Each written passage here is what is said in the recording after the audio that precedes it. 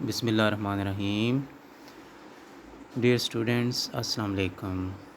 Today our topic is change of active into passive voice for declarative sentences when the tense is present perfect.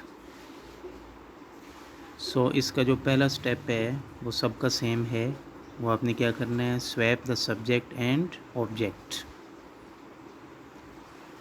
The next one is active voice का sentence structure बनता है आपके पास subject plus has और have plus third form of verb which is also called past participle plus object.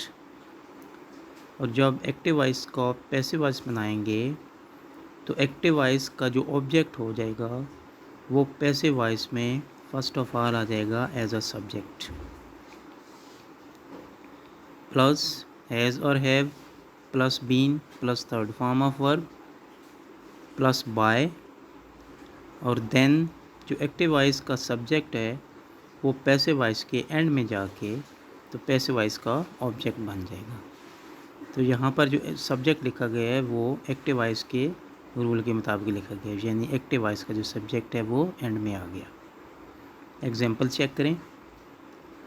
Active voice का sentence है the team has finished the project. So first of all point out कि इसमें subject कौन सा है.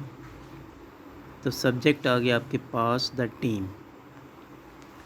जब इसको पैसिवाइज करेंगे तो टीम जो है वो सबसे आखिर में चला जाएगा और इससे पहले बाय लगा देंगे, बाय द टीम. और एक्टिवाइज का जो ऑब्जेक्ट है वो कौन सा है जी द प्रोजेक्ट. तो द प्रोजेक्ट को जब इसको पैसिवाइज बनाएंगे तो the project will become in the beginning. अब आपने एक्टिव वॉइस से पैसिव वॉइस जब बनाना है तो ये आ गया द प्रोजेक्ट. द प्रोजेक्ट क्योंकि सिंगुलर है तो सिंगुलर सब्जेक्ट के साथ हम यूज़ करते हैं हैज़. ठीक है, हैज़ सिंगुलर सब्जेक्ट्स के साथ, हैव प्लूरल सब्जेक्ट्स के साथ और have when the subject is I, यानी आई के साथ भी. आई हैव प्लूरल सब्जेक्ट हो तो हैव और सिंगुलर सब्जेक्ट हो तो हैज़. ये चाहे सेंटेंस आपका एक्टिव वॉइस का है चाहे पैसिव वॉइस का, दोनों में सेम ही रूल है. तो पैसिव वॉइस आ गया the project has been finished by the team. Next sentence देखें एक्टिव वॉइस का. The company has developed a new project. इसका पैसिव वॉइस बन गया a new project has been developed by the company. Next sentence, the chef has prepared a special menu. So इसका passive voice आ गया a special menu has been prepared by the chef. Next आ गया change of active voice into passive voice for the negative sentences when the tense will remain कॉन्सिवला present perfect. आपका lecture है वो सिर्फ present perfect का ही change हम सीखेंगे, very short. So first step वही आ जाएगा, swap the subject and object. अब एक्टिव वॉइस का जो सेंटेंस स्ट्रक्चर है सब्जेक्ट प्लस हैज़ और have plus not plus third form of verb plus object. और पैसिव वॉइस में आ जाएगा ऑब्जेक्ट, यानी एक्टिव वॉइस का ऑब्जेक्ट शुरू में आ जाएगा प्लस हैज़ और have plus not plus been plus third form of verb plus by plus subject. यानी सब्जेक्ट कौन सा, एक्टिव वॉइस का जो सब्जेक्ट है वो यहाँ पर एस लिखा गया है, बेसिकली वो पैसिव वॉइस का ऑब्जेक्ट बन जाता है. So examples. एक्टिव वॉइस का सेंटेंस आ गया जी the team has not finished the project. तो इसका पैसिव वॉइस आ गया the project has not been finished by the team. Next sentence देखें.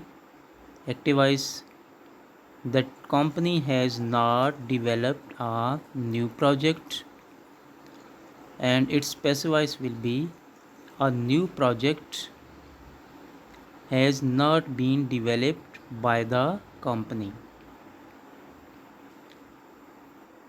एक और एग्जांपल देखें। एक्टिव वॉइस में आ गया the chef has not prepared a special menu, और इसका पैसिव वॉइस आ गया a special menu has not been prepared by the chef.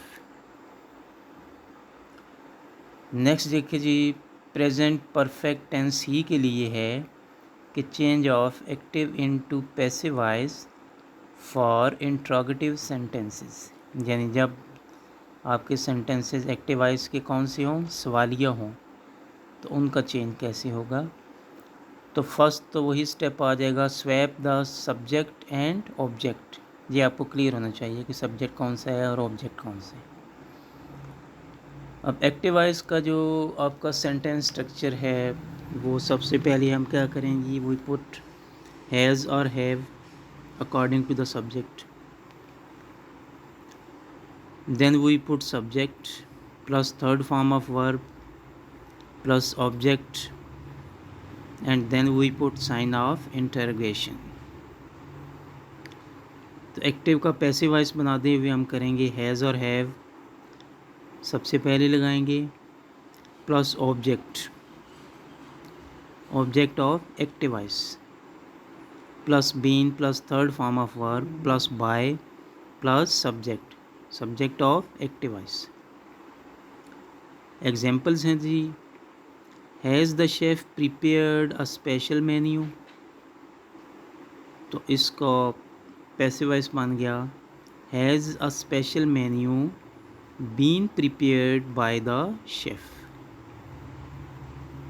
Next example देखें, has the teacher explained a complex concept,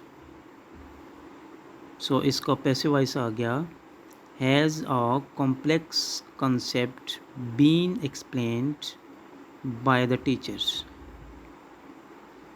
Next example, has the manager reviewed the sales report, तो इसका passive voice आएगा has the sales report been reviewed by the manager।